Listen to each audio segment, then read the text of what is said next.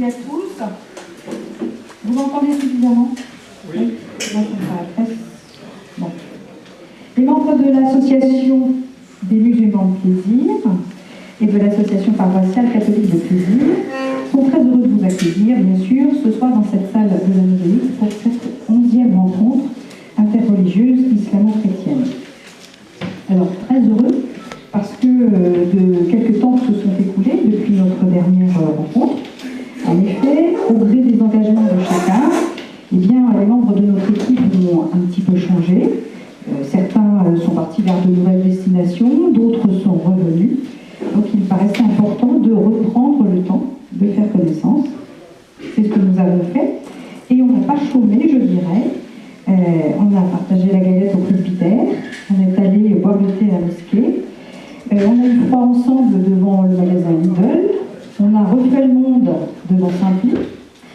On s'est retrouvés pour les accompagnements de groupes de fidèles, chacun de chaque côté, pour les visites guidées à la mosquée ou à l'église. On est allé célébrer ensemble Marie à Nompont, c'est un rassemblement dans le 91. Et puis c'est même à Devoix qu'on est allé présenter notre vécu à l'Assemblée générale du groupement interreligieux pour la paix, 78. Il y a de ça même 4 jours à peine. Vous voyez. Donc une équipe en pleine activité avec ce plaisir naissant mais réel de se construire des souvenirs communs et autant que faire se peut d'apparaître ensemble.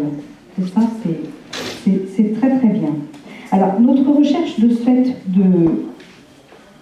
d'apprivoisement, de contact, nous a interpellés sur le pourquoi de nos efforts à vouloir lier une amitié alors que, malgré tout, on a des divergences de fond qui sont réelles et immuables.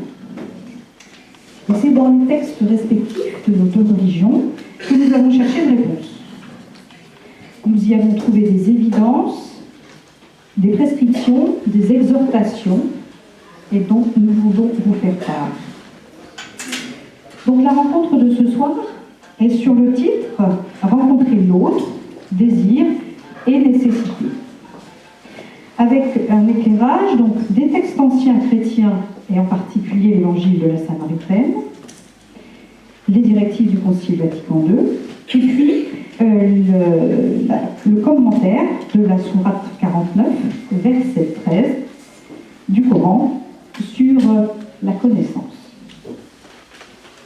Avant de laisser la parole à nos intervenants, je rappelle le fonctionnement, une intervention donc des deux communautés par roulement. Vous avez un fil de conducteur qui vous a été distribué, là il s'agit de l'intervention chrétienne. Vous en aurez un autre pour l'intervention musulmane. Durant la prise de parole, vous avez aussi des papiers, des stylos qui vous seront distribués, de manière à ce que vous puissiez poser des questions. Cette fois-ci, le temps de questions-réponses se fera en toute fin de programme.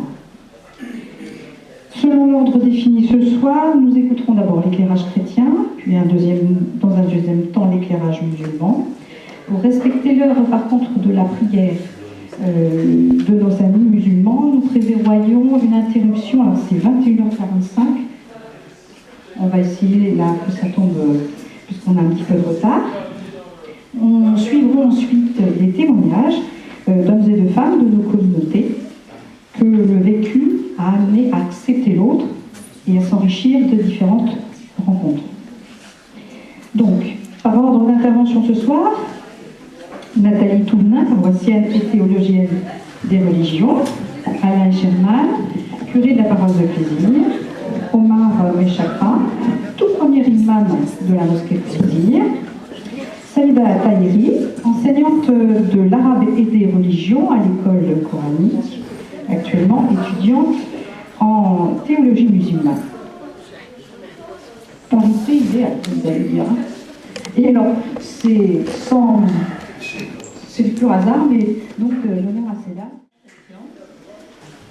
Tolérer l'autre, accepter sa présence, chercher une coexistence pacifique, c'est bien. Mais rencontrer l'autre et dialoguer avec lui, c'est mieux. Jésus le demande. L'Église le demande aux chrétiens. Ce n'est pas une option, ce n'est pas une tactique, et encore moins une tragédie. Il s'agit juste de vivre sa foi. Et la rencontre de l'autre est justement au cœur du christianisme.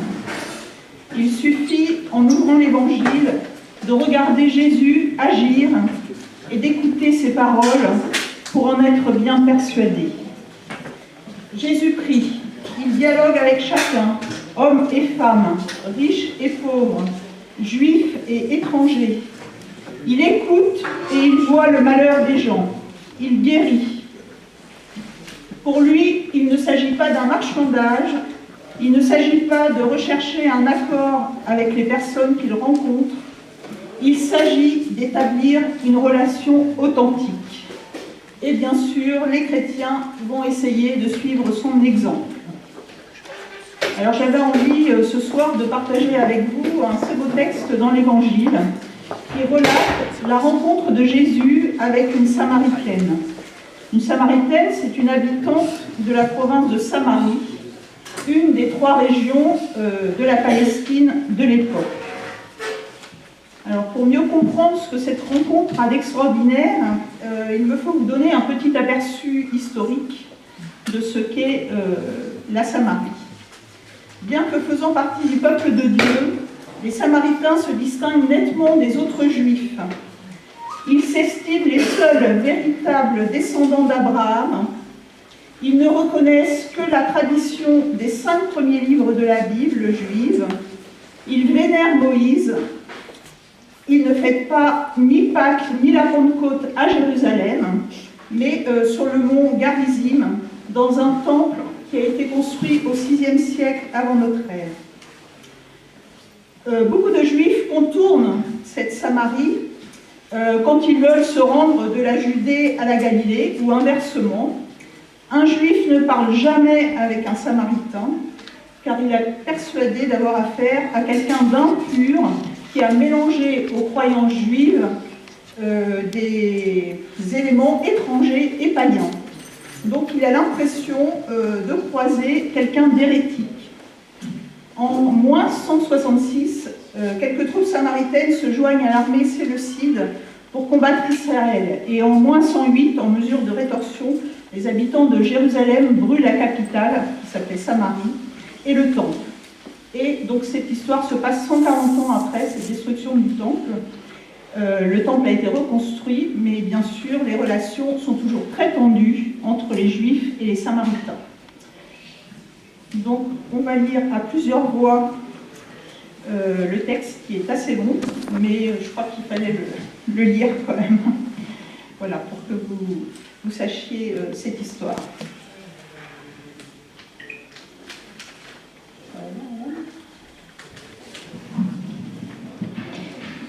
Jésus. Le texte est sur la feuille, hein, si vous voulez suivre. Jésus quitta la Judée.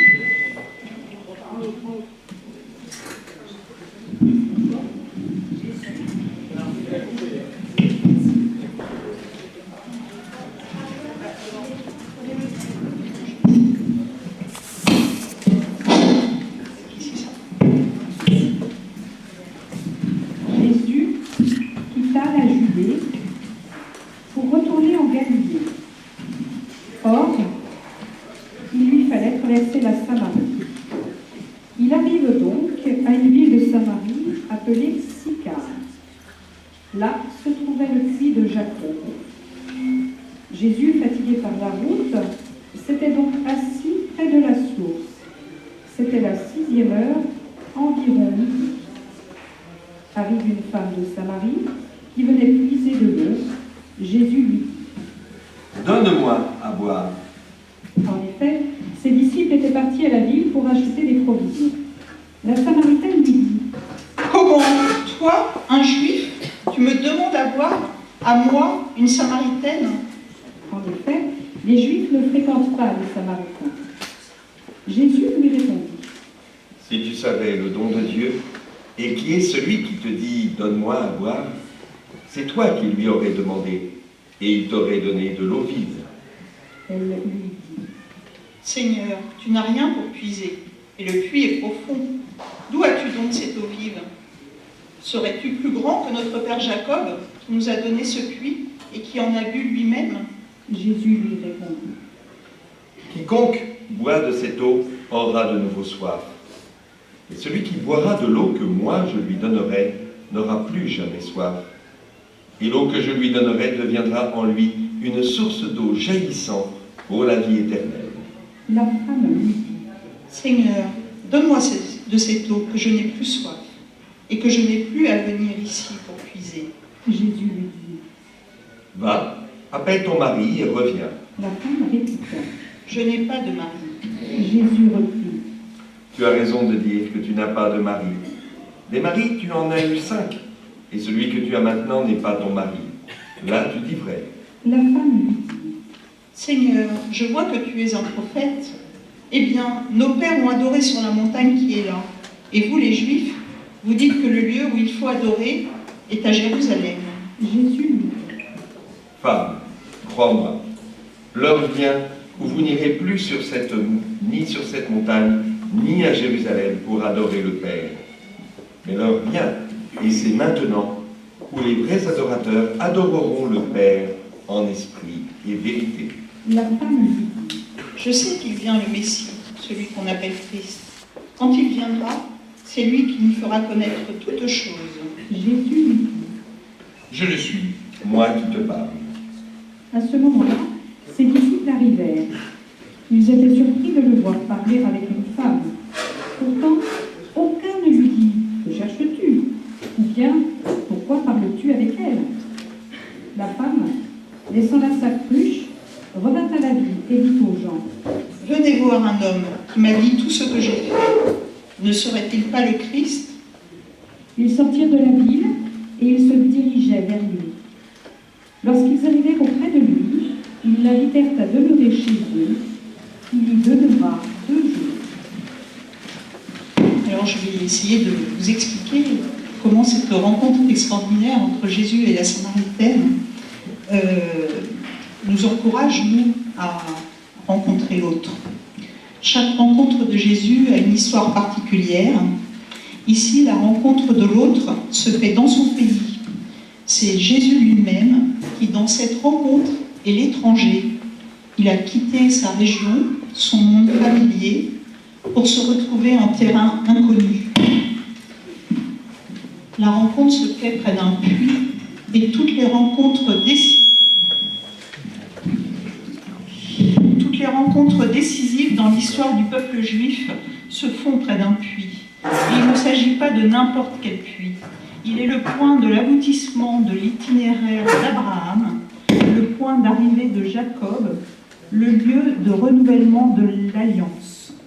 Un puits qui fait se souvenir de tout ce que Dieu a donné à ce peuple. Jésus est seul, sans rien, fatigué. Et Jésus va partager un peu de son quotidien avec quelqu'un d'ailleurs. La 6e heure, c'est celle de midi, quand le soleil brûle tout. On reste chez soi pour trouver un peu de fraîcheur normalement. Or, cette femme sort pour aller puiser de l'eau en plein soleil. D'habitude, on vient au puits le matin ou en soirée. Cette femme choisit de venir en plein soleil pour être seule, pour éviter les regards et les moqueries des autres femmes. Pas de chance pour elle, Jésus est là. Jésus sait qu'un juif n'adresse pas la parole à une femme seule dans un lieu public. Un juif ne s'adresse surtout pas à une samaritaine, et encore moins à une femme dont la situation maritale ne suit pas la loi. Jésus, en lui adressant la parole, bouleverse toutes les conventions. Dès lors qu'il s'agit de révéler la valeur que prend aux yeux de Dieu la rencontre de l'autre, Jésus est prêt à transgresser les règles établies, les frontières sociales, éthiques et religieuses. Et bien sûr, ça, c'est un bon exemple pour nous aussi à aller au-delà de ces barrières. Jésus demande à boire à la Samaritaine. Elle pressent que ce dont Jésus a soif, c'est de sa soif à elle, de son désir de vivre une vraie vie. Si Jésus s'élève au-dessus des préjugés pour entrer en relation avec cette femme, c'est bien pour lui permettre de vivre une relation vraie avec Dieu. Elle comprend alors qu'il y a un lien entre l'homme qui lui parle et le don de Dieu, le don de l'eau vive.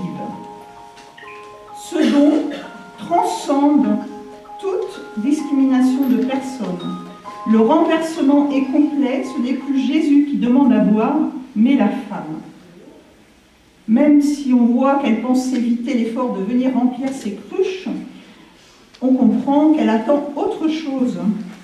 Jésus va lui donner l'eau vive du salut pour créer en elle une vie abondante, éternelle et réconciliée avec Dieu.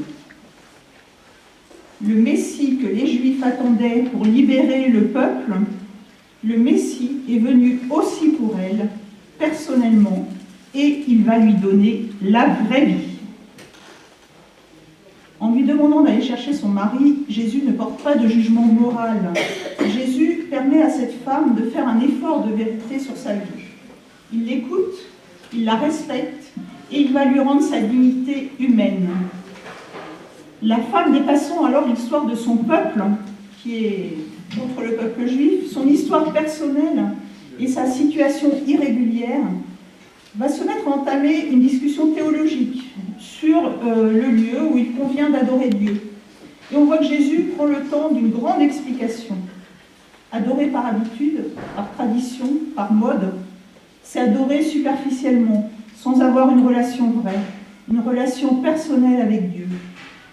Jésus explique que ce que Dieu attend de nous se situe au-delà de tout rite extérieur à nous-mêmes, mais plutôt dans une attitude intérieure d'adoration.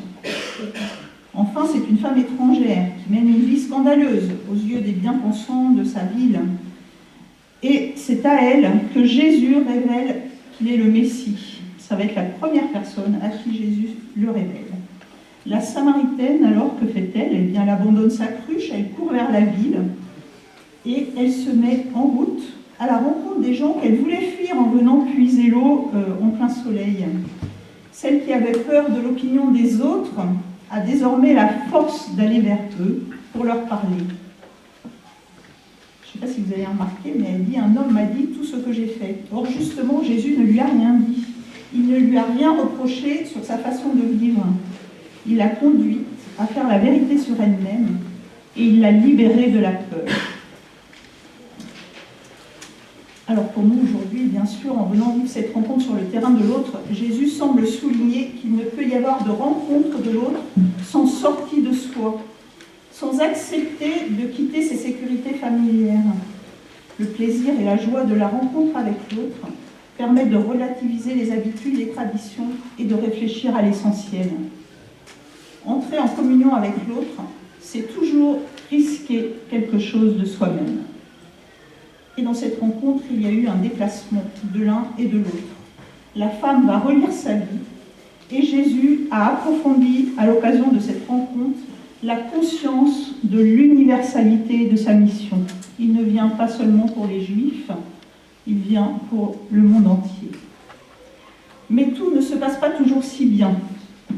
Entrer en communication avec l'autre, c'est s'exposer à l'hospitalité de l'autre ou à ce refus de communication. Un autre village de Samaritains fait savoir qu'il ne veut pas que Jésus s'arrête chez eux. 2 disciples proposent d'appeler le malheur sur ce village. Donc le texte est sur le document, sur la page suivante, donc je ne vais pas le lire. Mais vous verrez que les disciples veulent vraiment que la foudre, l'orage tombe sur ce village et détruise tout.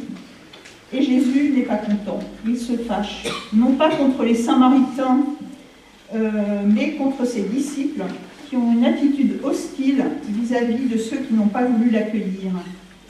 Et ça nous dit que Dieu laisse toujours libre de choisir ou non d'écouter sa parole, de recevoir ou non son don. C'est à partir des rencontres que chacun peut faire, en premier lieu au sein de sa famille, que l'on peut expérimenter la valeur humaine et spirituelle des échanges avec l'autre. L'autre qui peut être son conjoint, son enfant, mais aussi l'étranger le plus lointain. L'autre qui est toujours un mystère que l'on n'aura jamais fini de découvrir. L'autre qui est donc un appel au désir de la rencontre. Si nous n'avons pas ce désir, si nous ne nous mettons pas à l'écoute de ce que l'autre a à nous révéler de lui, de nous, du monde, de notre devenir, c'est comme si nous voulions l'enfermer dans la seule connaissance que nous croyons avoir de lui. Donc là, on voit bien que Jésus est allé à écouter cette femme, ce qu'elle avait à dire sur elle, et il ne s'est pas contenté d'écouter les gens du village. Aller à la rencontre de l'autre, comme Jésus l'a fait avec la Samaritaine, c'est accepter de nous laisser transformer par l'autre. Il y a toujours une part de risque, et cela n'est pas une évidence. C'est pourquoi, au cours des siècles, nous avons, nous chrétiens, reçu d'autres encouragements à rencontrer l'autre. La parole à Alain Michel.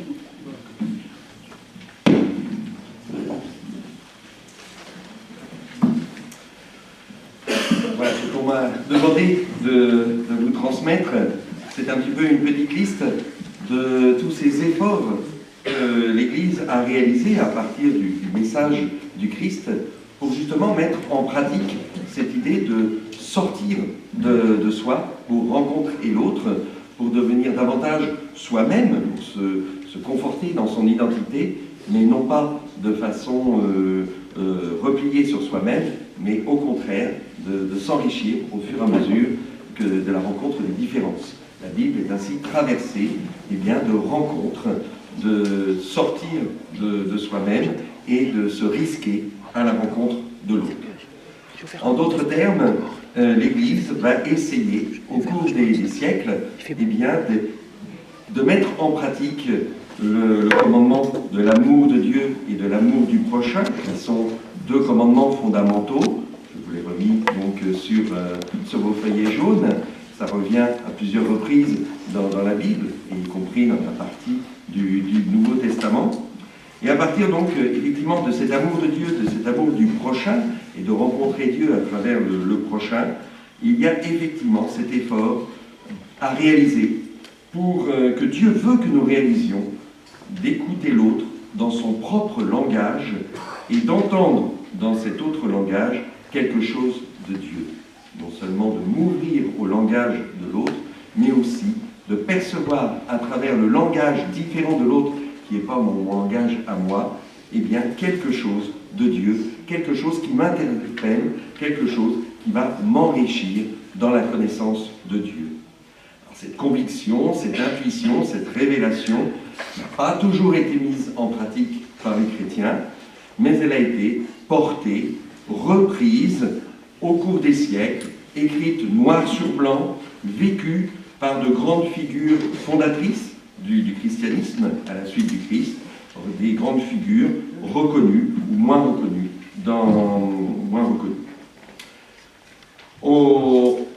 Tout au long du Moyen-Âge, l'Église va ainsi prendre des initiatives et en même temps qu'elle va construire des cathédrales, elle va construire aussi des écoles, des hôpitaux, des maisons de retraite et d'avoir cette attention à l'autre et d'ouvrir tout cela pour tous ceux qui habitent dans le même lieu. Je vais passer très vite pour arriver à un certain François d'Assise qui, au XIIe siècle, XIIIe siècle, en pleine guerre, va rencontrer l'autre et va, dans cette rencontre de l'autre, éprouver de façon physique, réelle, concrète, le fait de s'ouvrir au langage de l'autre et de découvrir à travers la prière des autres qu'il rencontre, la valeur de la rencontre avec Dieu. Non seulement dans sa propre religion, mais aussi dans la religion des autres. Donc je passe François d'Assise pour maintenant citer Ignace de Loyola, qui est fondateur des Jésuites. Je vous rappelle que le pape François, le pape actuel, est jésuite. Je peux citer Ignace, par exemple: la grandeur d'un métier est avant tout d'unir les hommes.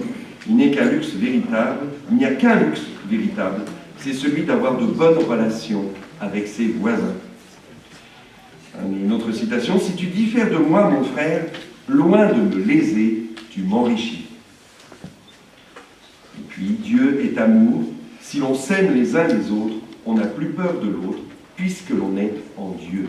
Il fait bien la relation entre le fait d'être en relation avec Dieu et d'être en relation avec tous ceux et celles qui, ont été voulus différents par Dieu.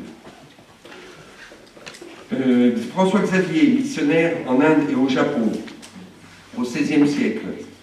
Ouvre-toi, mon cœur, sois large comme le cœur de Dieu.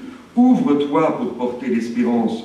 Ouvre-toi pour prendre soin. Ouvre-toi pour écouter. Ouvre-toi pour mettre un onguent sur les blessures. Il demande à son propre cœur de s'ouvrir. Il prie régulièrement Dieu de l'aider à ouvrir son cœur à l'autre. Matteo Ricci, missionnaire en Chine, au XVIe, XVIIe siècle. Si vous traitez les autres comme vous-même, celui qui est loin devient proche, et le faible fort. Le malheureux goûte le bonheur, et le malade recouvre la santé. Vincent Paul, fondateur de plusieurs maisons de solidarité, ayant habité à Villepreux. Habiter dans une maison où règne la rencontre fraternelle avec les autres, c'est vivre dans un paradis. Il faut tenir pour maxime indubitable que les difficultés avec les autres viennent plutôt de nos humeurs que de nos différences. Nos différences nous rendent joyeux, mais ce qui est une difficulté, c'est plutôt notre humeur. Rose Philippine Duchesne, missionnaire en Amérique du Nord, au XVIIIe, XIXe siècle. Le moyen de faire plus en peu de temps, c'est d'aimer mieux les autres. Tous nous ferons mieux si nous nous laissons gouverner par l'enthousiasme et l'amour des autres.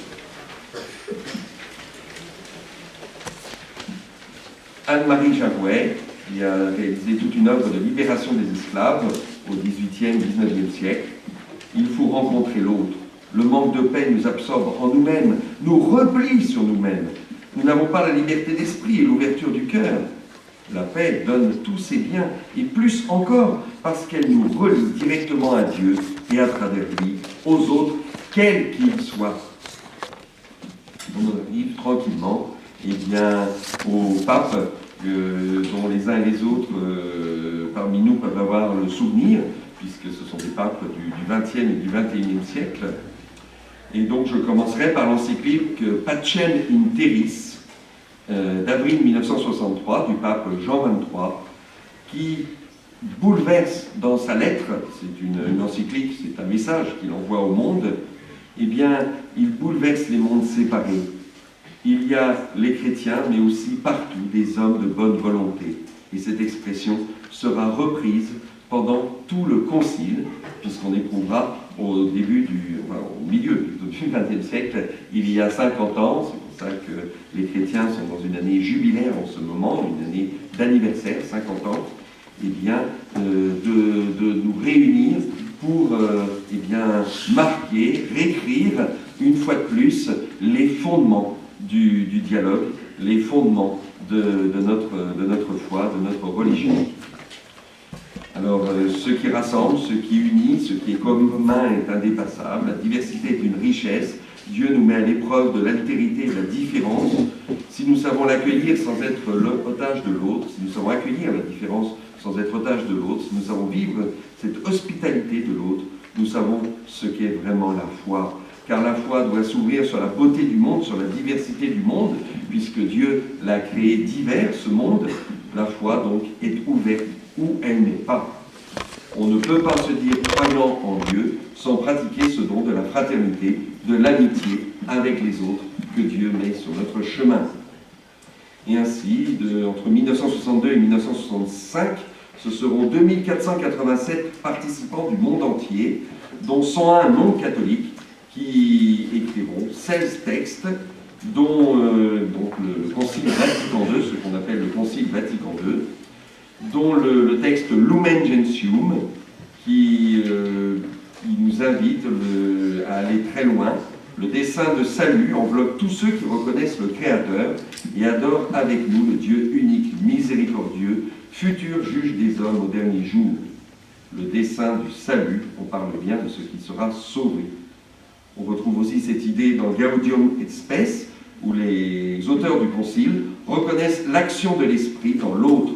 De là découle l'obligation morale d'accepter de ne pas comprendre véritablement ce que Dieu veut par l'existence des différentes religions, de ne pas comprendre totalement la présence mystérieuse de la parole de Dieu dans le cœur de chacun. Cela nous dépasse, car cela relève de Dieu, donc on ne peut pas comprendre. Dans Dei Verbum, il est dit « Dieu se révèle lui-même de la manière qu'il veut, à qui il veut, comme il veut ». Cela signifie que la foi n'est pas réduite à une série de certains dogmes à croire, et que Dieu est le Dieu de l'alliance avec toute l'humanité. En se révélant gratuitement à l'humanité de différentes façons, il désire, Dieu lui-même désire, que le dialogue entre les religions s'instaure et se prolonge. Dans Dignitatis Humanae, l'autre texte du Concile, eh bien, on reconnaît la liberté de conscience comme un droit fondamental de l'homme, et nous déclarons que tout homme a le droit à la liberté religieuse sans contrainte d'un individu, d'un groupe social ou politique. L'idée par derrière, c'est que la vérité et la beauté n'ont pas besoin de contraintes pour s'imposer. Mais le texte du Concile qui fonde le rapport entre les catholiques et les autres croyants est le texte Nostra Aetate, à notre époque, qui, rappelons-le, est l'époque du mur de Berlin, l'époque de la crise de Cuba, l'époque de la guerre entre les Israéliens et les Palestiniens. C'est dans ce contexte que les auteurs du Concile ont tenu à appeler au dialogue. Dans le chapitre 3, l'Église dit « Regardez avec estime les musulmans qui adorent Dieu unique, miséricordieux et tout-puissant, créateur du ciel et de la terre, qui a parlé aux hommes. » Le dernier chapitre de la déclaration précise « Nous ne pouvons invoquer Dieu, Père de tous les hommes, si nous refusons de nous conduire fraternellement envers les hommes créés à l'image de Dieu. La relation de l'homme à Dieu et la relation de l'homme à ses frères humains sont tellement liées que l'Écriture dit « Qui n'aime pas ne connaît pas Dieu ». Cela se trouve dans la Bible, dans la première lettre de Saint Jean. Ainsi, le Concile n'ignore pas les différences, mais invite à la compréhension mutuelle et à l'action en commun. Ce qui a été possible hier peut l'être encore aujourd'hui. L'histoire nous le rappelle à chaque époque. La direction désignée par le Concile a été suivie. La rencontre d'Assise, par exemple, le 27 octobre 1986, a été un événement symbolique sur le chemin du dialogue. Chaque communauté religieuse représentée a demandé à sa manière que Dieu donne la force de vivre en paix avec ses frères, avec ses sœurs. Et dans ce dialogue silencieux et dans la prière, se sont nouées des relations qui ouvrent au dialogue. Les moines de Tibérine étaient vraiment dans cette situation d'accueillir, encore une fois, le langage de l'autre pour, eh bien, dans ce langage, découvrir la voix de Dieu, entendre l'appel de Dieu à travers les autres. Jean-Paul II, dans son voyage en Syrie en 2001, a encouragé les professeurs à instruire les jeunes dans le respect et la compréhension de l'autre. En Bosnie, il précise que c'est parce que Dieu est miséricorde et qu'il attend de nous la miséricorde que chacun a le devoir de se placer dans la logique de l'amour de l'autre. Je parle encore d'amour. En fait, je termine mon propos parce que le pape François, qui se déplace beaucoup, eh bien, nous invite ainsi fortement à nous déplacer aussi dans notre cœur, dans notre tête. Il offre, le pape François, en allant là où des hommes et des femmes souffrent, de nouveaux chemins de paix, de rencontre, de dialogue. Au lieu de Dieu, c'est la rencontre, ce n'est pas un bâtiment. Le lieu de Dieu, c'est la rencontre, ce n'est pas un bâtiment. Cela reprend bien, eh bien l'extrait d'évangile que Nathalie a commenté à l'instant. Ce qui peut, encore une fois, nous paraître impossible aujourd'hui est possible grâce à l'amour.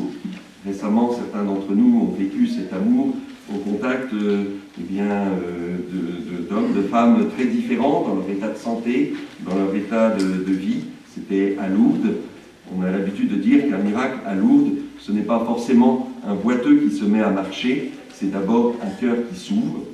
Eh bien, Pour nous, chrétiens, un miracle, ce n'est pas un jour de passe-passe, c'est le regard du Christ qui rend possible ce qui semblait impossible. Merci de votre attention. Merci Alain. Merci Nathalie.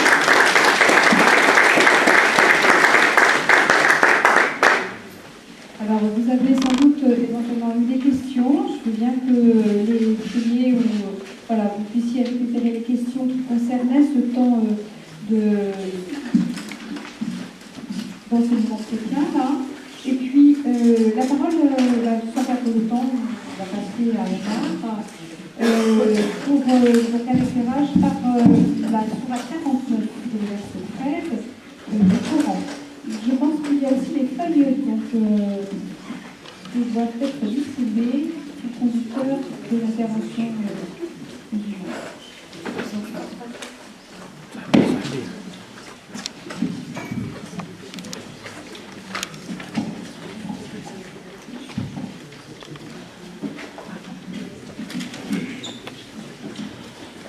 Bismillahirrahmanirrahim, au nom de Dieu, le tout miséricordieux, le très miséricordieux.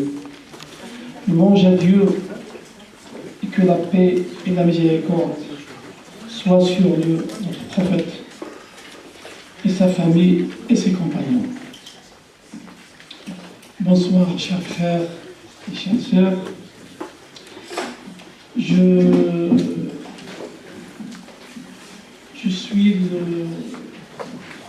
présente le responsable de culte de l'association des musulmans de plaisir. Je suis très heureux d'être parmi vous ce soir pour partager et pour échanger et pour vivre un moment ensemble. Le thème que je devais parler maintenant, c'est ce soir, c'est rencontrer l'autre, plaisir et nécessité. Me tient à cœur car pour moi, aller vers l'autre me permet de revenir vers moi. Dans un premier temps, nous allons parler de l'évidence de la différence.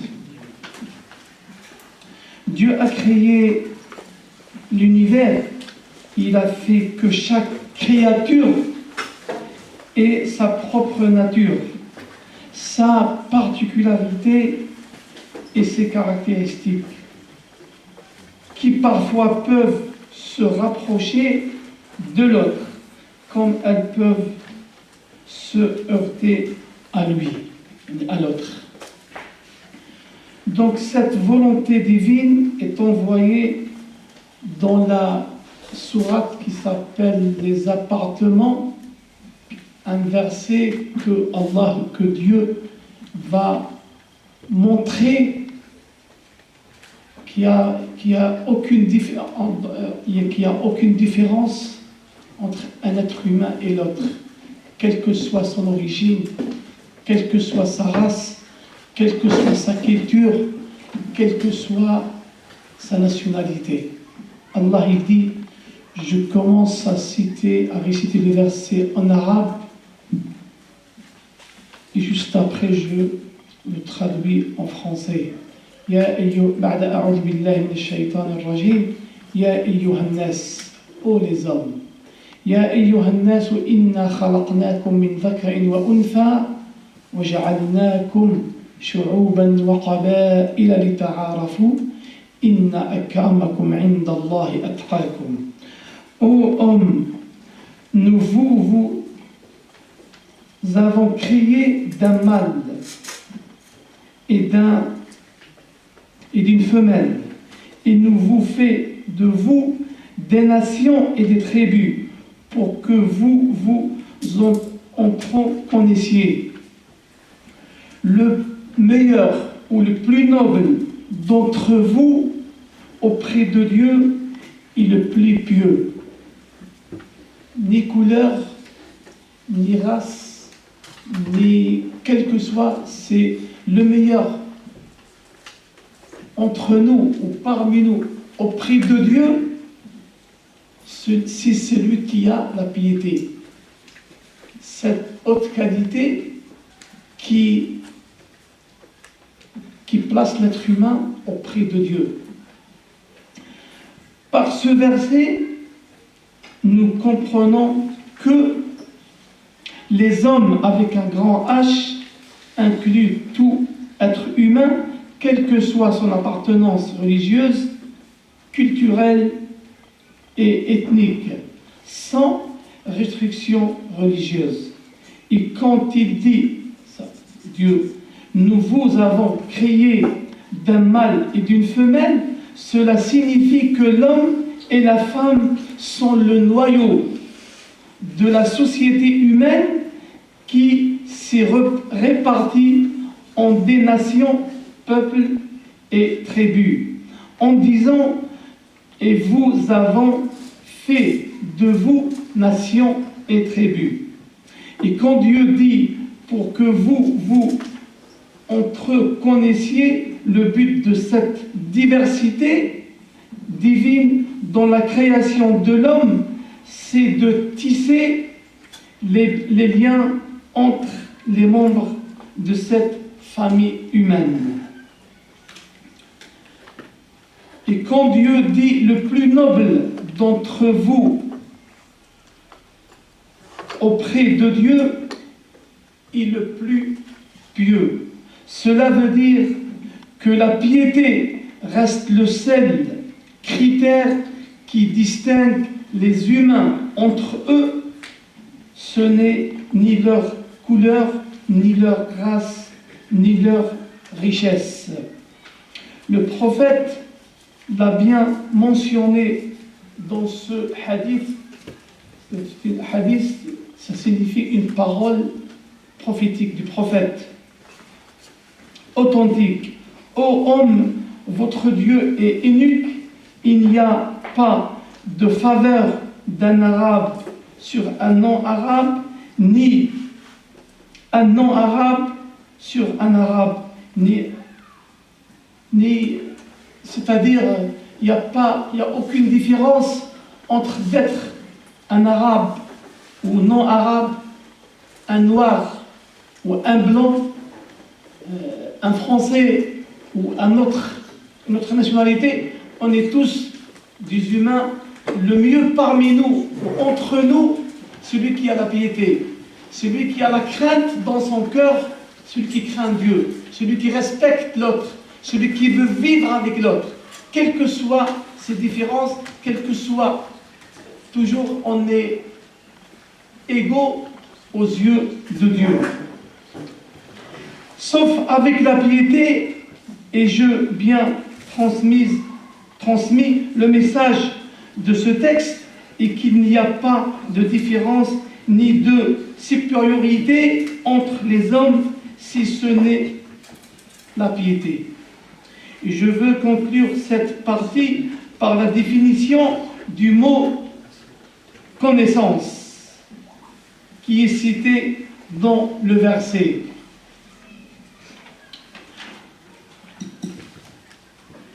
Pour que vous entre connaissiez. Le mot connaissance en arabe, ça signifie le mot ma'rifa, connaissance. Et le mot urf, ça signifie coutume, tradition. Donc, connaître l'autre en islam ne s'arrête pas à connaître son identité, mais c'est la connaissance dans la globalité, ou dans sa globalité avec ses coutumes. Donc la philosophie de l'islam dans la connaissance de l'autre ne se limite pas à décliner son identité, mais elle incite à le connaître dans sa globalité avec ses coutumes. Comme ils disent le proverbe, l'homme est l'ennemi de ce qu'il ignore.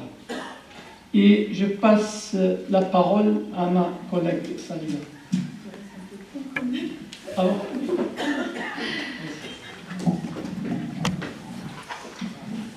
oui. Donc, bonsoir tout le monde. Donc, je me présente Saïda et je continue avec vous sur le thème rencontrer d'autres désirs et nécessités. Dans mon intervention, je vais parler de 4 points essentiels. Le premier, c'est la définition de l'autre, qui est l'autre par rapport à moi. Le deuxième point, la connaissance de soi permet de bien connaître l'autre. Le troisième, s'ouvrir à l'autre.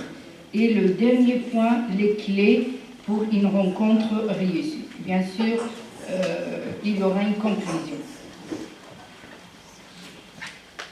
Donc, la définition de l'autre. Qui est l'autre? L'autre est une personne qui m'est étrangère, porteuse d'une culture différente de la mienne. Et si on se réfère à la définition de la culture d'après Larousse, édition 2011, c'est l'ensemble des phénomènes matériels, idéologiques qui caractérisent un groupe ethnique ou une nation, une civilisation par opposition à une autre nation. Sartre définit autrui en disant qu'il n'est pas seulement celui qui je vois, il est aussi et surtout celui qui me voit. Donc la connaissance, le deuxième point, la connaissance de soi permet la découverte de l'autre.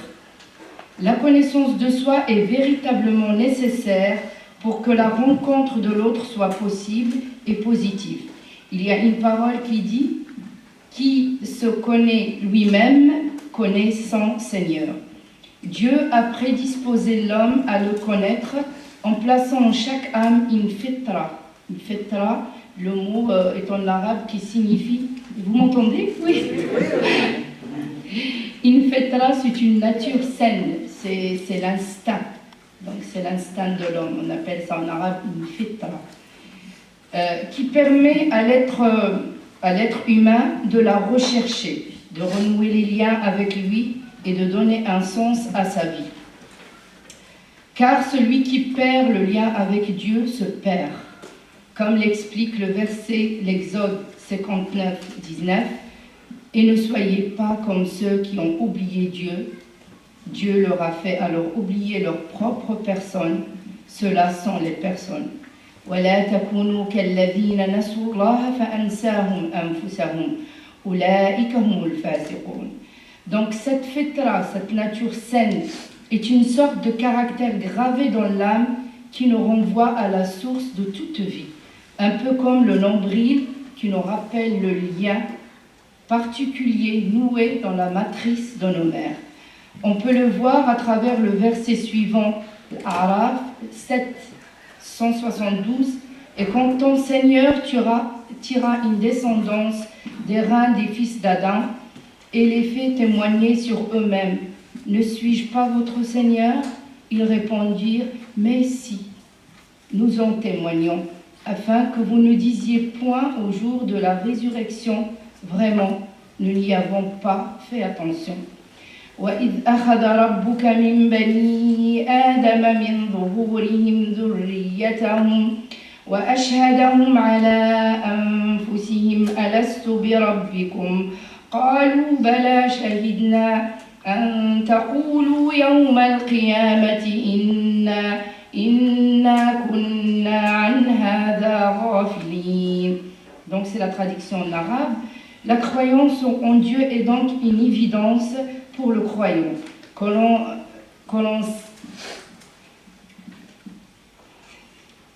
l'on saisit par intuition avant de l'admettre par une preuve rationnelle.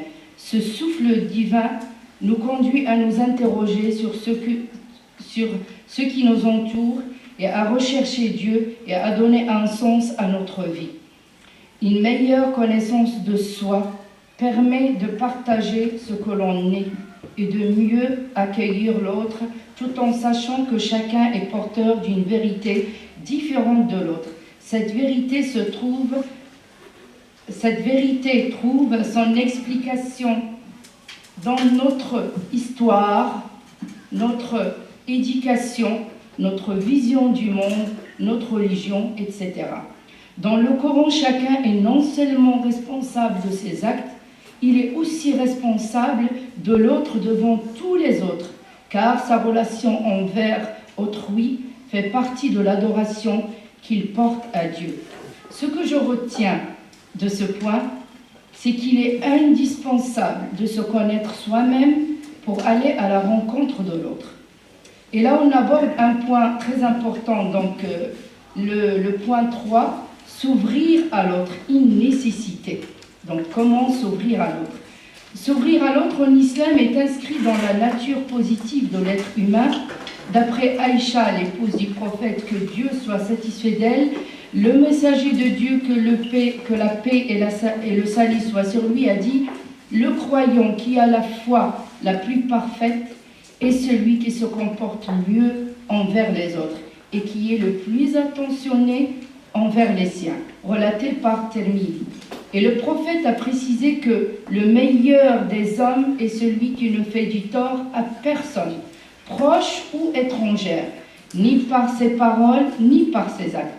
Relaté par Tabari. Relaté, ce sont des paroles qui nous ont été rapportées par des gens de confiance. Donc Tabari a rapporté cette parole du prophète, que la paix et le salut soient sur lui.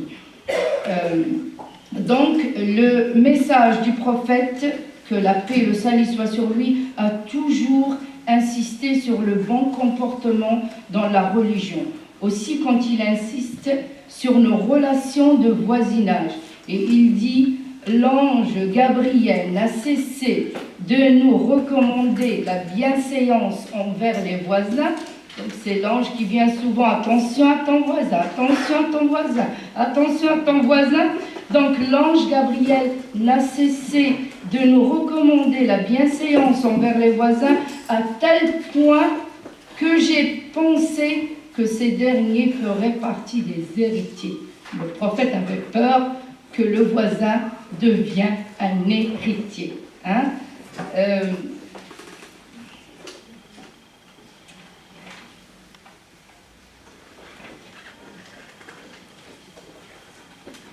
L'islam donc indique des lignes de conduite précises qui s'appliquent à tous les hommes. Il n'y a pas de distinction, comme Omar l'a déjà dit.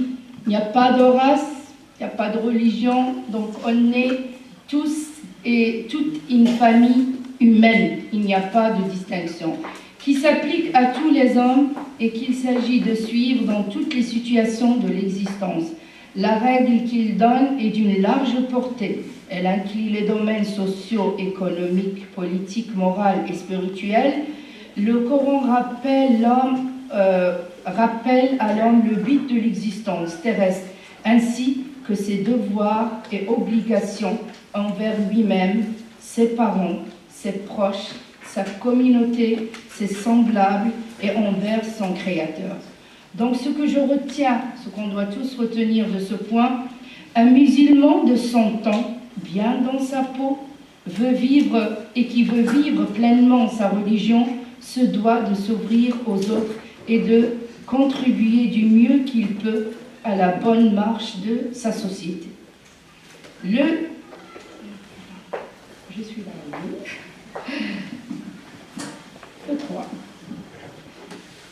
Donc, le quatrième point que je vais aborder, qui est très essentiel, ce sont les clés pour une rencontre réussie.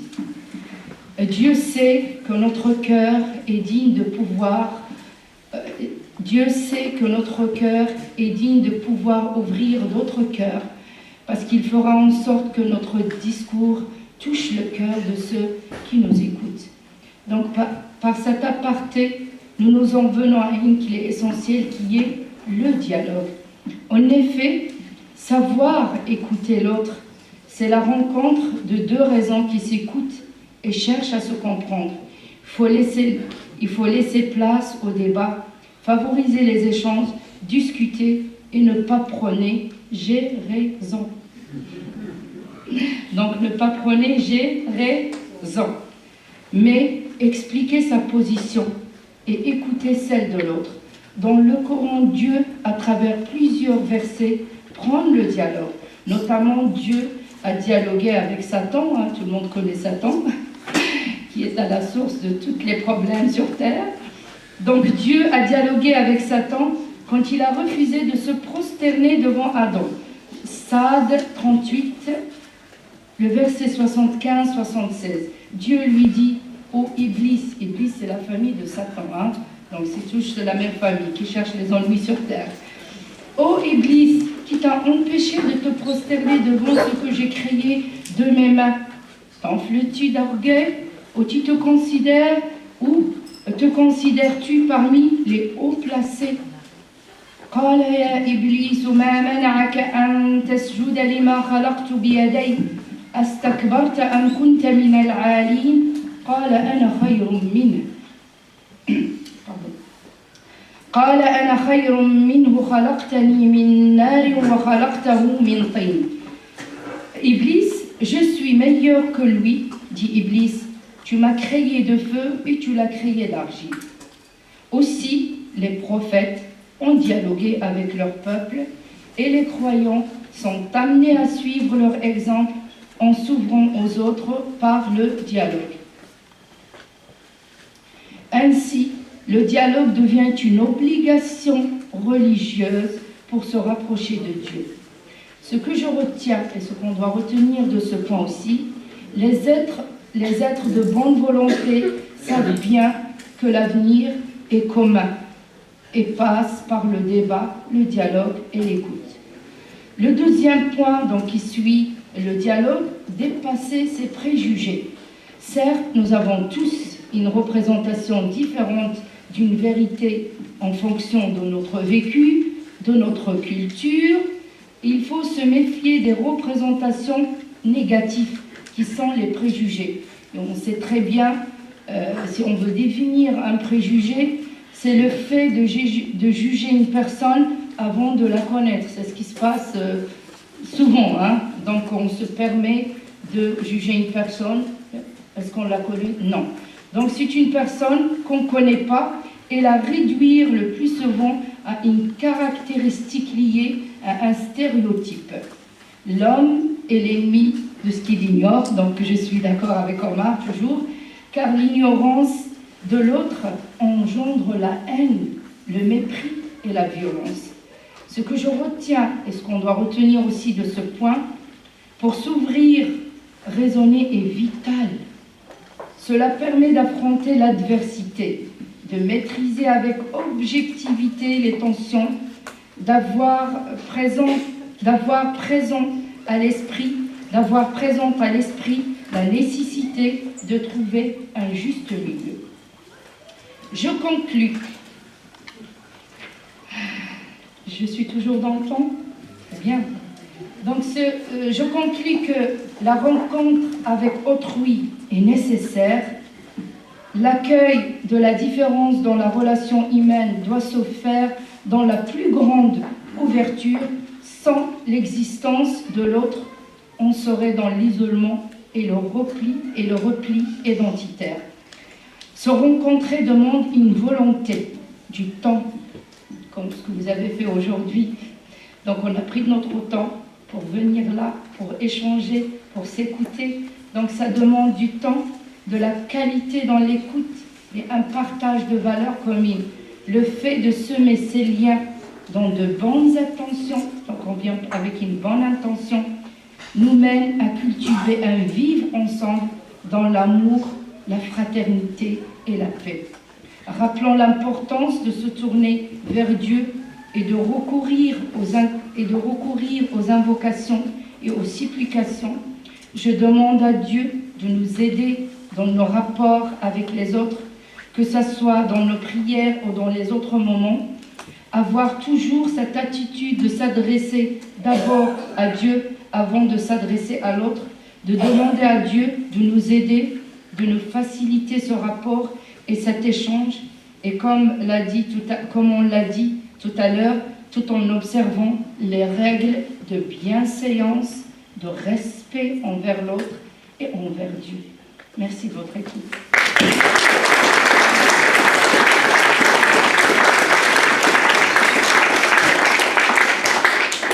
Merci Saïda, merci Omar. Alors, tout de suite, sans perdre de temps, avant prière devant être respectée par les amis musulmans, je vais vous inviter à nous interrompre un quart d'heure.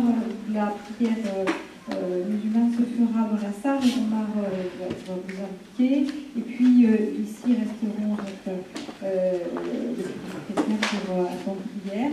On se retrouve d'ici un quart d'heure. Je pense que c'est fini. A tout de suite, je vais vous inviter aussi à laisser vos questions sur vos chaises. Comme ça, ce sera simple, tout le monde peut les ramasser. Préparez le temps de répondre tout à l'heure. Merci. Donc, comme annoncé en introduction, nous allons écouter deux témoins cette fois-ci sur justement le vécu, leur expérience de vie qui les ont amenés à s'enrichir des différences rencontrées. Je tiens quand même à préciser que quand on demande un témoignage, bien souvent, c'est pour la personne qui accepte un effort de recherche individuelle et personnelle. C'est donc pas anodin. Et de ce fait, j'en profite pour, avant qu'ils n'interviennent, les remercier de l'acceptation qu'ils ont faite de venir vous parler aujourd'hui. Alors, je vais appeler, cette fois-ci, ce sera Pierre et Mélanie. Voilà, je vous en prie. Alors, prenez les deux chaises, ce sera aussi bien. Voilà.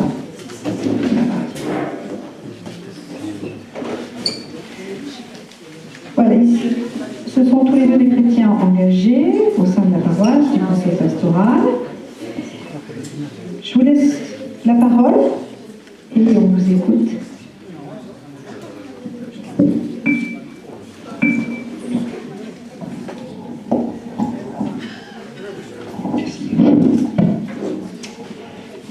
Bon, alors, donc si je suis là, c'est d'abord parce que Nathalie m'a dit, il y a quelqu'un qui s'est résisté, il nous faut un homme, est-ce que tu acceptes? C'était, comme elle l'a dit, un petit peu plus pourquoi. Donc qu'est-ce qu'on fait dans ces cas-là? Parler de communication, de dialogue, de ceci, cela. Alors j'en parle à mon épouse. Et je lui dis, bon alors comment on va faire exactement, parce qu'elle ne se rend pas bien compte, mais en fait, causer comme ça en public, là, ça a l'air simple, parce que c'est professoral et tout ça, mais causer de mes tripes, moi je ne sais pas faire, je suis nul. Elle m'a dit, bah, c'est très bien, en fait je suis bien content, parce que comme il faut que ça soit un mec, c'est toi qui vas y aller, tu ne peux pas te défiler derrière moi. Et je lui dis, mais comment je fais? Elle m'a dit, bah, tu vas faire ton coming out. Tu vas leur dire que tu es nul, tu vas leur dire que tu aimerais bien savoir causer, savoir dialoguer, savoir communiquer, mais que tu n'y arrives pas, que tu connais pas tes méthodes, et comment tu vis ça à l'intérieur. Merci, chef.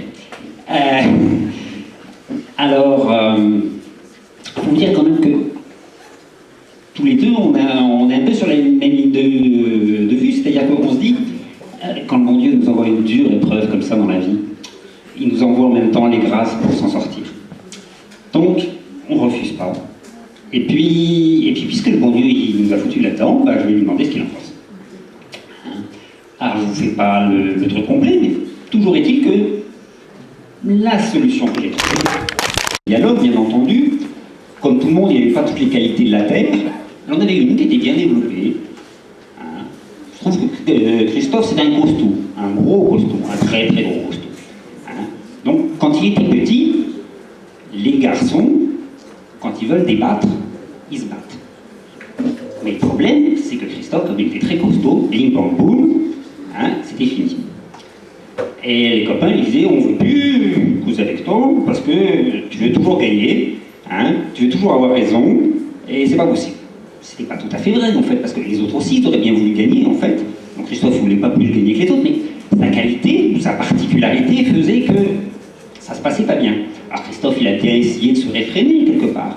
Mais quand il se réfrénait, bah, finalement, il n'était pas très intéressant, il n'était pas plus intéressant que n'importe qui. Donc, problème de communication, soit je me mets en valeur, j'écrabouille les autres et ils veulent plus de moi, soit je me mets pas en valeur, et alors, c'est comme s'il n'existait pas. Déjà moi, et en plus les autres, ils ne me voient pas. Alors, ça allait pas du tout, il s'est aigri, Christophe, et il est devenu brigand. Brigand, très bien, avec sa qualité, ça marchait tout seul. Bing bang boom, par ici la monnaie. Hein, il pouvait s'exprimer. Hein, il y avait personne pour le contredire. Mais quand même, il arrivait à une limite. Pour le dialogue, c'était un peu short. Alors d'accord, il avait plein d'argent. Quand on a plein d'argent, on a toujours plein de gens qui sont d'accord pour le dépenser avec vous. Seulement c'était pas du vrai dialogue. Il faisait surtout attention les autres à ce qu'on lui paye un pot et à pas se prendre une baffe. Donc Christophe, il était embêté parce que question communication, ça marchait pas bien. Et puis il a eu de la chance, il est tombé sur un vieux sage qui lui a dit « Tu devrais mettre tes qualités au service des autres. » Alors Christophe, il est devenu passeur. Un passeur, en ce temps-là, c'était pas quelqu'un qui faisait passer des frontières, c'était quelqu'un qui faisait passer une rivière. Il n'y avait pas beaucoup de ponts, donc il prenait les gens sur son dos avec les bagages, et hop, c'est parti. Et il en a passé comme ça, des petits, des gros, des jeunes, des vieux, des gentils, des méchants. Il passait des gens tout le temps. Et ce qui était intéressant, c'est qu'effectivement, les gens qui avaient une bonne raison de passer dans cette rivière-là, qui avaient besoin de faire appel à lui, bah, pour eux, c'était aussi une occasion de parler de ce qu'ils étaient, de pourquoi ils allaient de l'autre côté, donc ils avaient des choses à dire. Ils étaient un petit peu en confiance, forcément, parce que s'ils n'étaient pas en confiance, ils ne seraient pas montés sur son dos. Et il y avait des choses qu'ils disaient comme ça. C'était pas mal, c'était une bonne idée de mettre ses qualités au service des autres pour pouvoir arriver à parler sans les écrabouiller. Mais quand même, plus ça allait, plus il était accro au dialogue, Christophe. Et il était un petit peu déçu par l'opération parce que une rivière, ça prend pas des heures de traverser une rivière. En plus, il y avait du bruit, c'est comme ça la vie. On a des occasions, elles sont toujours trop courtes, elles sont jamais exactement comme il faut, donc il avait l'impression de ne pas aller au fond des choses. Christophe. Et puis un jour, il a vu arriver un petit bonhomme, parfaitement quelconque, avec son baluchon. Et ce petit bonhomme, parfaitement quelconque, avec son baluchon, il lui a dit « Christophe, est-ce que tu peux me faire traverser de l'autre côté ?»« Pas de problème, petit. »« Ouais, mais attention, j'insiste parce que je suis pas tout seul, j'ai mon bagage. »« Écoute, je suis un professionnel, moi, laisse faire, petit. » Non, mais je me fais du souci pour toi, Christophe, parce que la rivière est très forte, quand même. On m'agace pas, le gamin. Alors il le prend sur son dos et il part. Il part, sauf qu'il se passe quelque chose de pas normal. C'était lourd. Ce gamin était lourd, incroyablement lourd. Christophe n'avait jamais porté quelque chose d'aussi lourd de sa vie. Pourtant, il avait déjà porté des gros bourgeois avec leur sac d'or ou des grosses mamas avec leur marmaille. Et ça l'affolait pas, il était toujours rêvé. Mais là, c'était impossible. Alors, l'honneur professionnel, quand même, il essaye, il y va. Mais plus ça allait, il rentrait dans l'eau et il avait raison, en plus le gamin, l'eau était forte. Il aurait dû le porter, mais c'était de plus en plus fort. Tant et si bien qu'il avait un peu la tentation de tout laisser tomber, le dialogue, tout ça, et puis on noie le gamin et on sauve sa peau. Sauf peut-être que quand même, il s'était passé quelque chose d'un peu bizarre, c'était peut-être la première fois de sa vie que quelqu'un avait eu du souci pour le grand costaud. C'est peut-être pour ça qu'il ne l'a pas fait. Toujours est-il qu'il était en train de se noyer, et qu'il a fini par poser la question, mais comment ça se fait que tu es si lourd, toi? Et l'autre lui a dit, c'est parce que je suis le Christ. Et dans mon bagage, il y a tout le péché du monde. Tout le poids des péchés qui empêchent les hommes de communiquer entre eux, de communiquer avec Dieu et de communiquer avec eux-mêmes. Et alors Christophe, qui se noyait complètement, à ce moment-là, il n'avait plus que qu'un seul truc à dire, c'est au secours. Et à ce moment-là, évidemment, il s'est retrouvé au sac de l'autre côté. Alors l'autre, le gamin est descendu de ses épaules, le Christ est descendu de ses épaules, avec son baluchon, et il lui a dit « Merci, Christophe.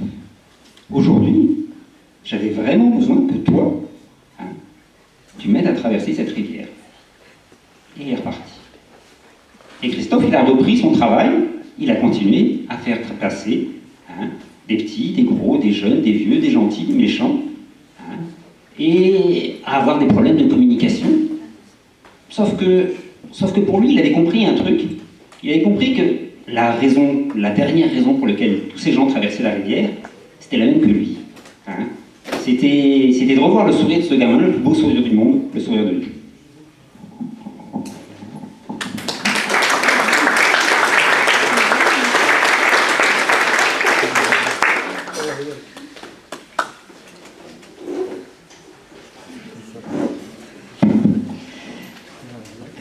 Moi, Pierre, quand on m'a demandé de témoigner, je me suis plutôt dit « Oh là là, moi, si on me demande de parler, ça peut potentiellement durer très longtemps, surtout si on me demande de parler, de rencontrer l'autre, ce sont des grands mots, des beaux mots, très inspirants, il va falloir qu'on me cadre un peu. » Donc j'ai demandé, on m'a répondu 5 minutes, j'ai dit « D'accord », donc j'ai tout écrit pour être sûre de ne pas raconter complètement n'importe quoi, enfin en tout cas, ne lire que ce qui est prévu que je lise. Prévu par moi, mais quand même que je cadre, quoi. Alors, rencontrer l'autre, désir et nécessité. Je lis tout, hein. Je vous regarde un peu, mais je lis tout. Je m'appelle Mélanie. Bonsoir, j'ai 30 ans, depuis 20 jours. Voilà, ça fait bizarre, mais je me dis j'ai 30 ans. Je suis mariée à un homme, Benjamin, il est ici. Il est formidable, il m'a fait le plaisir de venir ce soir. Nous avons une première fille, âgée de 2 ans et demi, et une seconde fille qui, elle, est âgée de 3 mois. Elles sont gardées par mon frère, voilà, tout le monde se rassure, on n'est pas con. Voilà ma situation familiale. Pour ce qui est de ma situation professionnelle, j'enseigne le français au collège public Léon Blum à Villepreux. Enfin, concernant le domaine spirituel, mes parents m'ont élevée dans la foi catholique. Je suis catholique pratiquante, animatrice d'aumônerie pour la 5e année avec Emmanuel, on est un binôme, elle est ici aussi, et je suis membre du conseil pastoral, avec d'autres qui sont présents ce soir. Alors, rencontrer l'autre, désir et nécessité, quelle belle formule, quel beau thème. C'est pour moi à la fois un honneur et un plaisir de témoigner de mon expérience de l'autre, mais il n'en reste pas moins difficile de savoir quoi dire et comment le dire, tant ce thème est une invitation à parler de toute une conception de la vie en général. Commençons donc par le particulier, le plus personnel. Je suis mariée à un homme qui ne partage pas ma foi. En effet, il est agnostique, c'est-à-dire qu'il ne nie pas en bloc l'existence de Dieu, mais il ne se reconnaît pas dans une religion particulière. Malgré cette différence, nous nous sommes mariés religieusement, à l'église. Il l'a fait par amour pour moi. Et les membres de nos familles, ainsi que nos amis, sont tous venus. Ils étaient pourtant loin de tous partager ma croyance. Sur presque 200 personnes qui étaient réunies dans l'église pour assister à la cérémonie, seulement une quinzaine connaissaient les prières et les gestes, chantaient, communiaient, bref, étaient ce qu'on peut appeler des personnes pratiquantes. Qu'importe. Ce qui, en revanche, compte vraiment, ce qui nous a tant touchés et qui continue de nous émouvoir aujourd'hui, alors que nous avons baptisé notre deuxième petite fille dimanche dernier, c'est que toutes ces personnes, riches de leurs différences, se sont alors rassemblées par respect, par amitié, par amour. Mon mariage, dit mariage mixte, dans ce qu'on peut appeler le jargon de l'Église catholique, mariage mixte, m'apporte énormément. Dialogue sur le catholicisme, puisque parfois Benjamin est curieux, donc on échange. Curiosité commune pour les autres religions. Moment de recueillement, chacun à sa façon. Je crois que ma foi grandit au contact de mon cher agnostique de Marie.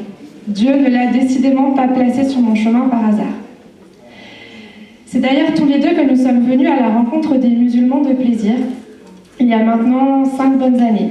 Nous nous étions inscrits à la collecte des Restos du Cœur du Lidl, désireux d'agir pour aider les plus démunis et de nous servir des différences de religion et de sensibilité comme d'une force.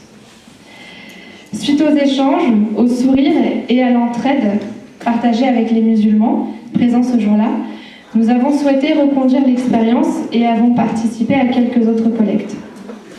Nous sommes aussi venus ensemble à 2 conférences islamo-chrétiennes Et un de nos projets est de venir visiter ensemble la mosquée de Plaisir, que pour l'instant seul moi connais, et peut-être aussi celle de Trappes.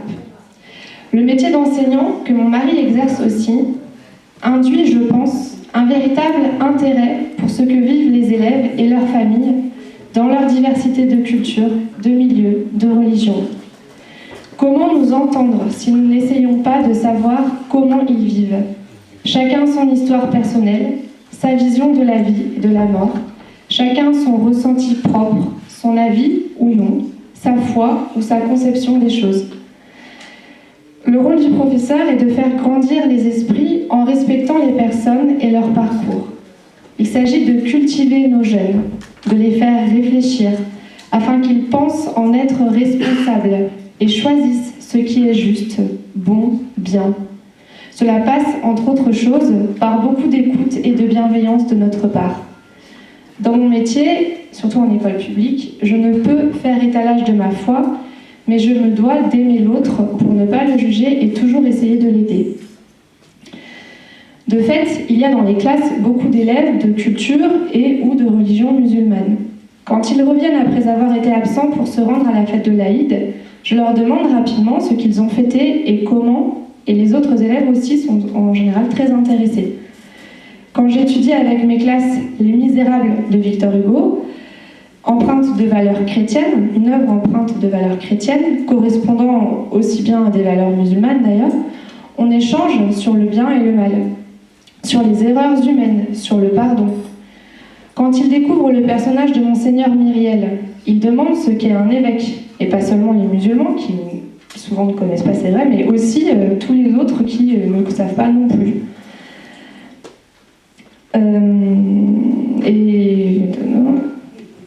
Et oui, voilà, ils connaissent souvent mal nos élèves, d'où qu'ils viennent, le vocabulaire des religions. Donc c'est une culture qu'on peut transmettre au-delà des religions, qui est juste une culture en tant que telle, pas que une religion. Quand il y a eu les attentats en janvier et en novembre 2015, de nombreux jeunes, qu'ils soient musulmans, chrétiens ou autres, dans nos classes ont exprimé des choses qu'ils pensaient ou qu'ils avaient entendues à propos des religions, de Dieu, de la guerre. Ils ont soulevé des interrogations. À nous, enseignants, d'avoir le recul et la confiance réfléchie qu'ils n'ont pas parfois. Les relations avec les musulmans que je rencontre au collège, sur les bancs du parc où j'amène jouer mes filles, dans les commerces de mon quartier ou encore lors de soirées entre copains, ces relations, je souhaite les cultiver car elles m'apportent énormément, que ce soit sur le plan intellectuel ou spirituel. Il me semble que le fait de rencontrer l'autre est un savoureux mélange. Mélange du désir qui pousse à la découverte de ce qu'on ne connaît pas et de la nécessité d'apprendre à vivre ensemble, toujours en nous aimant les uns les autres.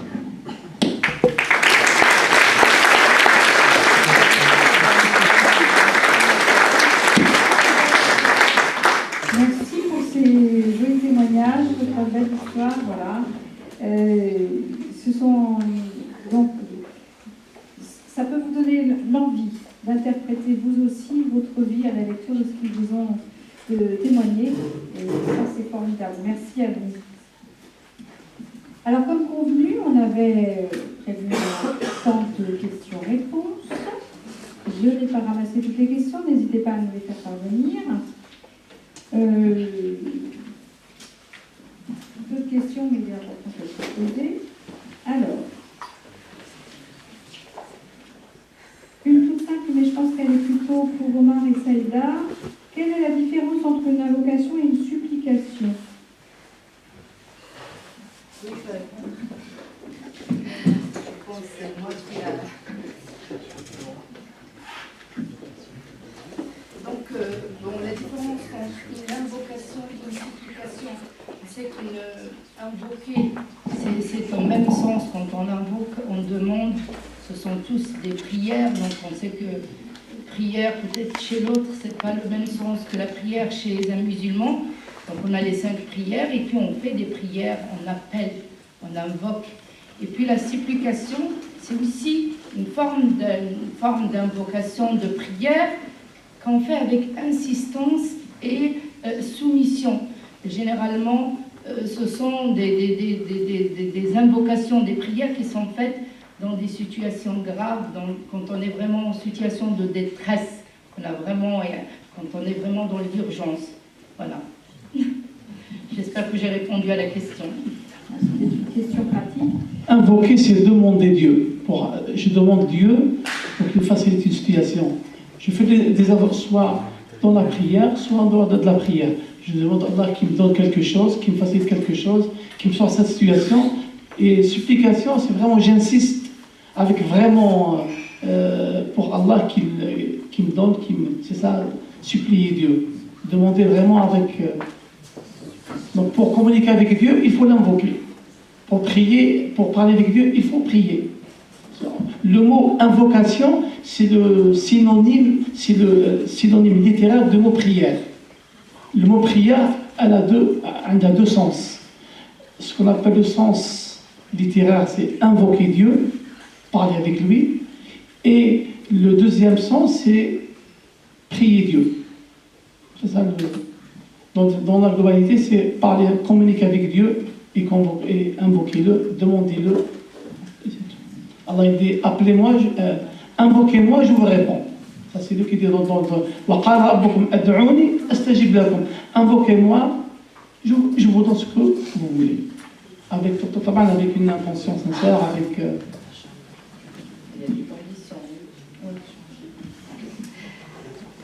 Une question par rapport à ce que nous avons entendu en début de soirée. Y a-t-il dans la tradition musulmane des traces d'un engagement vers les autres, comme vers les pécheurs ou les païens, comme on le trouve dans l'évangile de la Samaritaine, et la personne cite d'autres exemples, l'histoire de Zachée, qui est donc repérée par Jésus alors qu'il est publicain, collecteur d'impôts, et ce qui était mal vu à l'époque, où texte comme lépreux, vers qui on ne se tournait pas parce qu'il était contagieux. Donc, y a-t-il dans la tradition musulmane des traces de ces engagements vers les autres? Je ne sais pas si tu veux répondre. Je vais répondre, je ne sais pas. Oui, donc c'est vrai qu'on revient quand même à ce qu'on avait dit tout à l'heure, au niveau des comparaisons. On ne peut pas trouver les mêmes textes qui se trouvent dans l'évangile, les mêmes dans le Coran, mais il y a des façons, les moyens diffèrent pour prêcher la voix du Seigneur. Donc je sais que dans le verset, appeler à Dieu, c'est une obligation, donc religieuse. Tout croyant est amené à appeler à la voix de Dieu. Et nous avons aussi un verset dans la sourate Al-Imran. Al-Imran, c'est la famille de Marie, que la paix et le salut soient sur elle. Donc nous avons un verset dans le Coran qui parle de la famille Al-Imran. Et on trouve un très beau verset qui dit que soit issue de vous une communauté qui appelle au bien. Donc le Dieu n'a pas précisé, on revient toujours à ce qu'on a dit tout à l'heure, on parle d'une communauté, mais il n'a pas précisé la religion. Donc tout le monde sur terre est amené à prêcher, à ordonner le bien, à appeler au bien et à ordonner le convenable et interdire le blâmable, car ce seront ceux qui réussiront. Et donc, nous avons aussi un autre verset qui dit « Prêche ou appelle à ton Seigneur, tout croyant, par tous les moyens. » Et le moyen qu'on a évoqué tout à l'heure, on a parlé du comportement qui est, donc c'est le meilleur moyen de prêcher la voix du Seigneur, la voix du Dieu. Et donc, je vais quand même me référer que je ne dise pas de bêtises. Alors, j'y suis. C'est l'autre fois. C'est dans la sourate Fussilat, les versets détaillés, et qui profère plus belle parole que celui qui appelle à Allah, fait bonne œuvre et dit « Je suis du nombre des musulmans ». Musulmans, on sait que musulmans signifie ceux qui qui se soumettent, qui sont en pleine soumission à Dieu. وَمَنْ أَحْسَنُ قَوْلًا مِمَّنْ دَعَا إِلَى اللَّهِ وَعَمِلَ صَالِحًا وَقَالَ إِنَّنِي مِنَ الْمُسْلِمِينَ. Donc le comportement de l'homme, c'est celui qui identifie cette personne. Donc pour moi, dans ma foi, donc tout le monde, c'est une obligation de prêcher la voix de Dieu qui n'est que ordonner le bien, appeler au bien, ordonner le convenable et interdire le blâmable. J'espère que j'ai répondu. Voilà, la personne qui a posé la question, je suppose, voilà une réponse qui Êtes-vous satisfait ou êtes-vous satisfaite? Oui. Oui. S'il y a des traces d'action du prophète, il y a l'écrit, il y a le Coran, et il y a ce qu'il faut faire, vous l'avez très bien dit. Est-ce que ça s'est traduit en actes et rapporté par Je pense, là, si je rentre dans la biographie du prophète, je pense que je finirai l'année prochaine. Mais bon, ce que je vais quand même vous conseiller de revenir. C'est une très très bonne question. Cet homme qui est le prophète, que la paix et le salut sur lui, a suivi quand même le chemin de tous les prophètes qui l'ont précédé. Donc le chemin de Moïse, que la paix soit sur lui, de Jésus, que la paix et le salut sur lui. Ils avaient tous la même parole, et cette parole qui est commune à tous les prophètes, c'est invoquer votre Dieu, invoquer un Dieu unique. Donc ça a été, et donc quand vous allez lire le Coran, ils ont tous prêché la même chose, invoquer un Dieu unique. Donc depuis la création d'Adam jusqu'à Mohammed, donc dans ma version, dans ma vérité à moi, je considère que pour moi donc c'est le dernier message. Dans ma vérité à moi, donc tous ils ont prêché la même parole. Il y a certes beaucoup d'actions dans la vie de prophète. C'est un engagement déjà, le fait de sortir l'humanité des ténébrités vers la lumière, parce que les gens avant adoraient des statues, les uns, donc il y avait beaucoup de classes, donc il y avait des supériorités, il y avait les maîtres, il y avait donc en islam ça n'existe pas. On en a parlé et Omar il a évoqué une parole très intéressante quand il a dit ô homme, quand je dis ô homme avec un grand H, vous la voyez le grand H, ô homme, votre Dieu est unique. Donc la race humaine, on a une descendance unique. Donc on descend tous, on est la créature d'un Dieu. Ô homme, votre Dieu est unique. Il n'y a pas de faveur sur un arabe, d'un arabe sur un non-arabe. Donc les gens qui parlaient l'arabe avaient l'impression d'être supérieurs à une personne qui ne parlait l'arabe. Donc le prophète a dit clairement, il n'y a pas de supériorité. Il continue, et d'un non-arabe, celui donc qui parle une autre langue et se dit qu'il est supérieur à l'autre qui ne la maîtrise pas, non, il n'y a pas. Donc, et il continue, et ni d'un noir sur un rouge, parce qu'on sait que les hommes, dans les couleurs, il y a le blanc, le noir, le rouge, et qu'est-ce que j'ai oublié? Le jaune. Oui. Et le jaune. Donc il n'y a pas, donc c'est déjà bien, on est tous égaux. Et je vais vous citer quand même un exemple, quand on parle des piliers de l'islam, on sait que dans le pèlerinage, on voit que pour ceux, donc je pense que tout le monde a vu donc des scènes, des images du pèlerinage, les hommes sont habillés en blanc, donc on voit qu'il n'y a pas de distinction. Et entre présidents, tout le monde fait le même tour autour de la Kaaba. Merci Saïda. Alors, une dernière question, sachant que les questions n'auraient pas de rapport avec notre thème de ce soir, nous les gardons pour une prochaine fois. Une dernière question qui était peut-être suite à l'intervention d'Omar, mais qui, à mon avis, peut s'ouvrir à vous, Alain ou Nathalie. Si un homme n'est pas croyant, qu'en advient-il, puisque vous avez insisté sur l'importance d'être pieux. Donc quelle est la place d'un homme non-croyant? Puisque toute l'importance est donnée à l'homme pieux.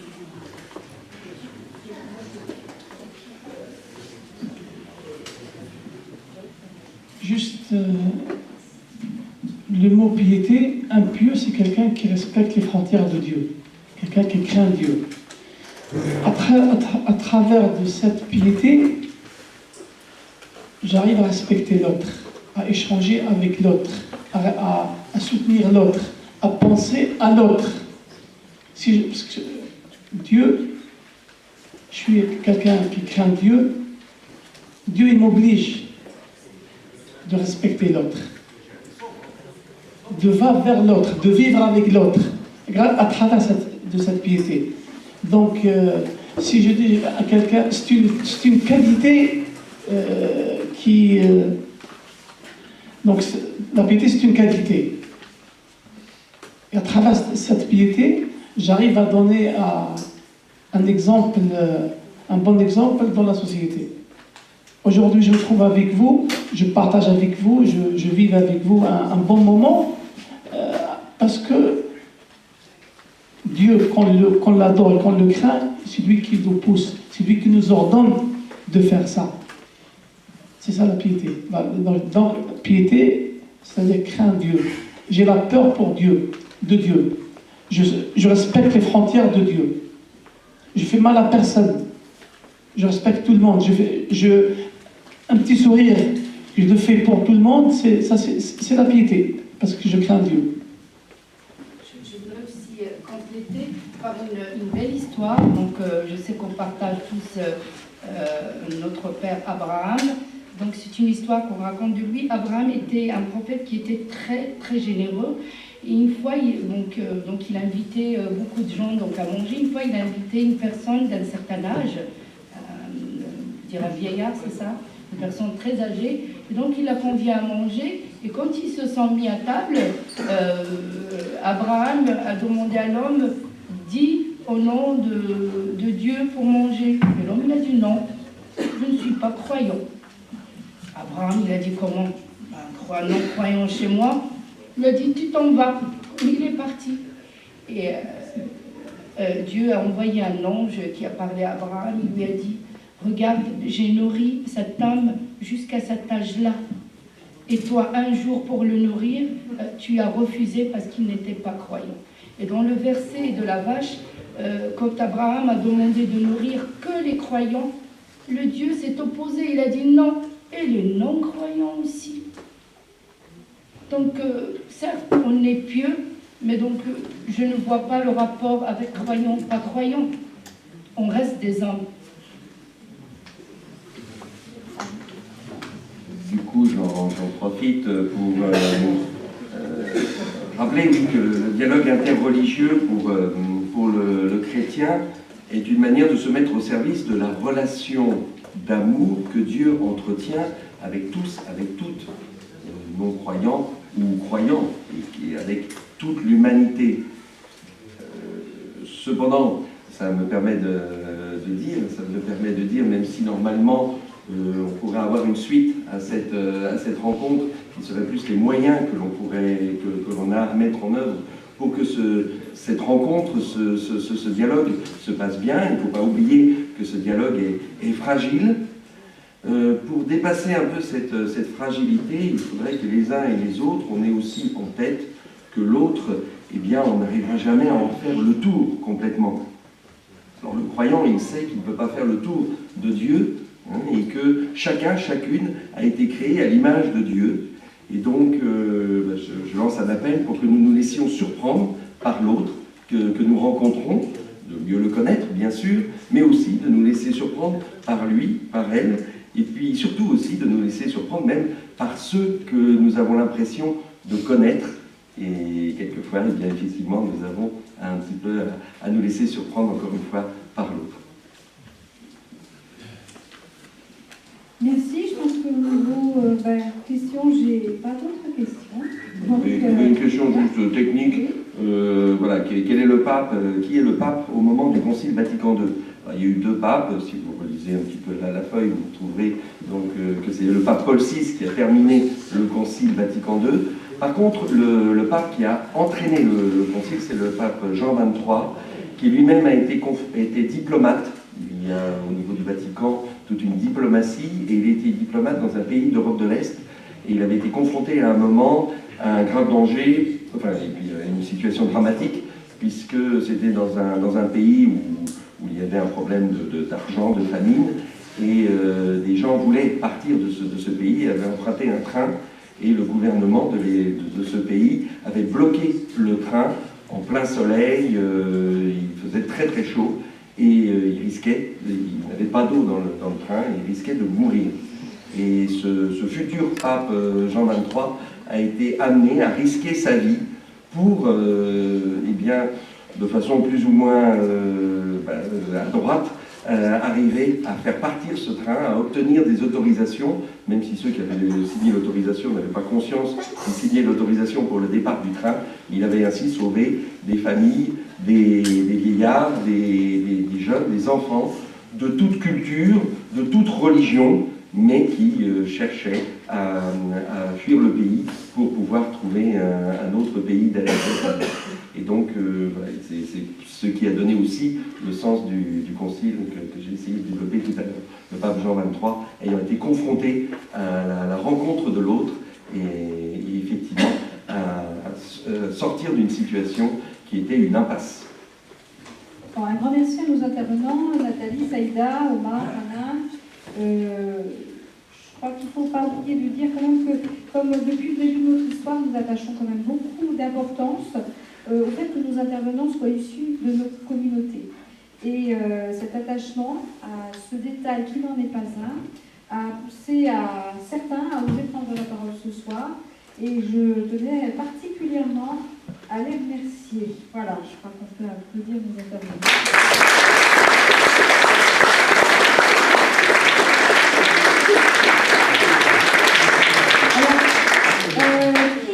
Nouvelle équipe, nouvelles idées. Voilà, pour ce qui est de ce qu'on voulait vous faire partager en commentaire, en témoignage, c'est fini, mais on voulait terminer par une touche artistique et poétique. Alors, je vais faire appel à Ahmed et Abdelkarim qui vont slammer un texte spécialement écrit par Ahmed.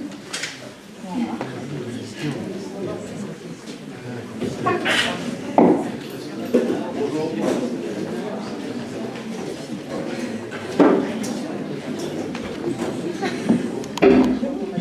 Allô ?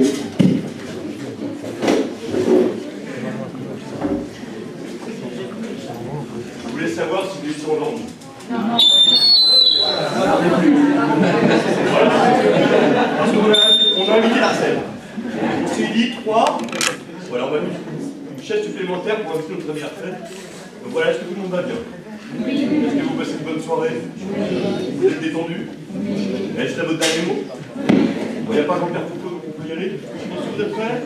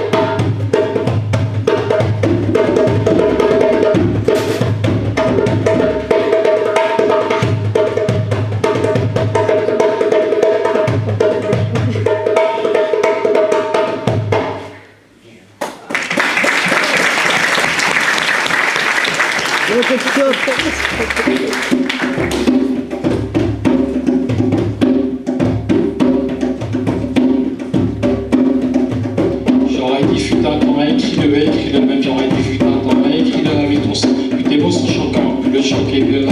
serais dit il y a longtemps, quand j'avais 14 ans. J'avais la forme du choc, j'avais le verbe aux côtés de mes potes, mes sandales, mes potos.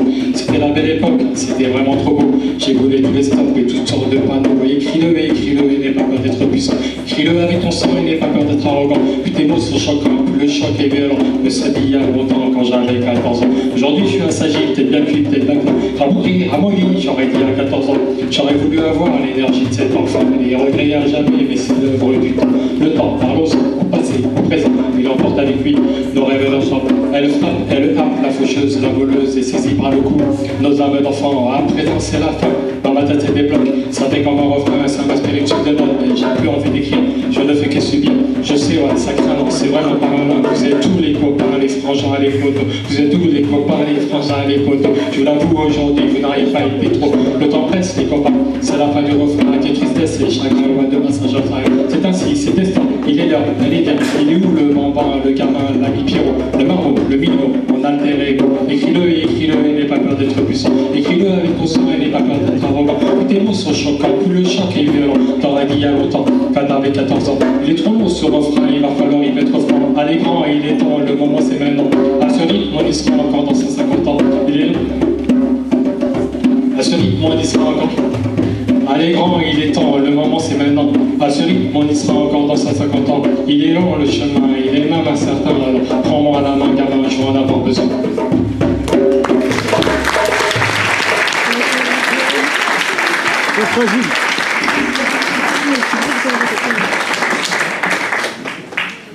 Merci à vous pour cette intervention musicale.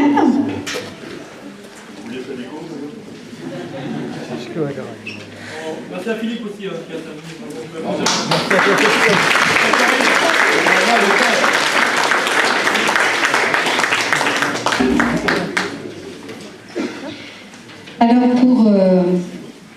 Alors avant les annonces et puis avant de partager ensemble un temps convivial, on vous a distribué un poème qui, voilà, lu ensemble, fera peut-être avancer les choses.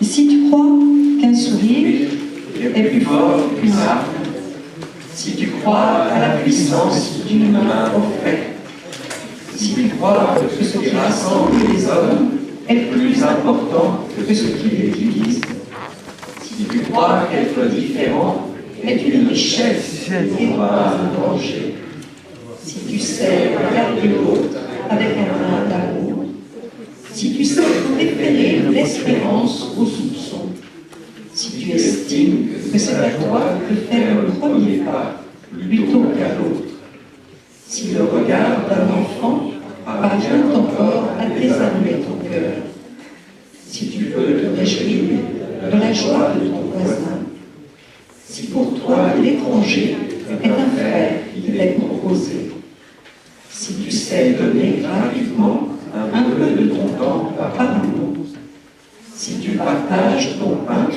et que tu saches y joindre un morceau de ton cœur, si tu crois qu'un pardon va plus loin que la vengeance, si tu peux écouter le malheureux qui te fait perdre ton temps et garder ton sourire, si tu sais accepter la critique et en faire ton profit sans la renvoyer et te défendre, si tu sais accueillir et adopter un avis différent du tien, si pour toi l'autre est d'abord un frère, si tu refuses qu'après toi ce soit le déluge, si tu te ranges du côté du pauvre et de l'opprimé sans te prendre pour un héros, si tu crois que l'amour est la seule force de dissolution, si tu crois que la paix est possible, alors la paix vient.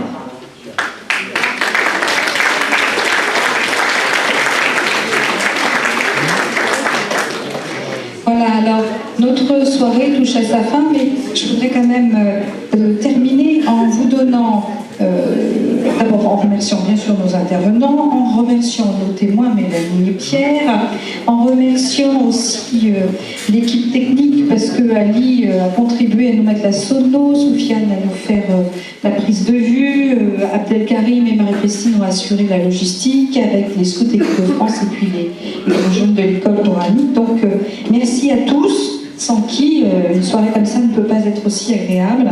On en profite aussi pour remercier Madame le maire sur la disponibilité de la salle aujourd'hui, qui pour nos qui est au cœur quand même de nos communautés. Et j'avoue que si pour la prochaine fois on pouvait être à la mosaïque, Ali et Alain négociaient bien, c'était pas mal. Hein.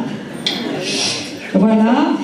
Alors, dernière chose. Au niveau de l'agenda, si on a le plaisir de vous retrouver, vous savez peut-être qu'il était prévenu une visite guidée de la mosquée dimanche 22, c'est-à-dire après-demain, là, à 15h. Exceptionnellement, cette visite est annulée.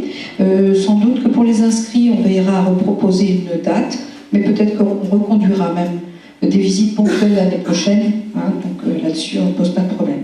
De ce fait, ceux qui auraient réservé leur 22 mai après-midi à 15h, ceux qui seraient intéressés, vous pouvez bien à la place vous rendre aux portes ouvertes de la mosquée de Versailles, qui est 31 rue Jean Mermoz, c'est quasiment sous le pont Colbert. Monsieur Mohamed Ould Kerbi, qui est président de l'association des musulmans de Versailles et qui est membre du groupement interreligieux pour la paix, dont on vous a parlé tout à l'heure parce qu'on avait été à l'Assemblée Générale, il développera le thème « L'amour de Dieu et l'amour de l'autre, fondement spirituel de notre foi ». Il nous a fait le plaisir de passer nous voir ce soir et voilà, on fera le plaisir d'aller l'écouter ce dimanche. Voilà. Merci à vous de votre présence.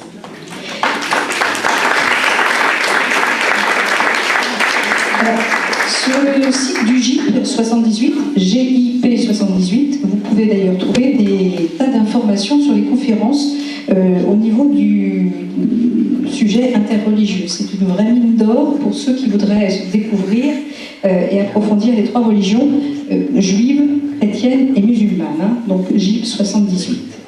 Une autre possibilité dans un autre domaine, samedi 28 mai, il y a un pèlerinage, enfin c'est pas un pèlerinage, chrétien et musulman à Chartres sur les pas de Marie. C'est donc une marche de 10 km, un pique-nique, une visite de la cathédrale, des parcours spirituels qui vous sont proposés. Alors je crois que Marie-Christine et Claude sont partants pour y participer, donc ce qu'il faut éventuellement c'est pour leur poser la question. Voilà, ça c'est il faut aimer marcher, mais visiter la cathédrale avec plaisir. Dimanche 5 juin, donc ça c'était la dernière visite porte ouverte à l'église, à 15h. Je crois qu'Omar, le début du ramadan c'est lundi 6 ou mardi 7 ? Le 6, voilà, jusqu'au 6 juillet. C'est ça.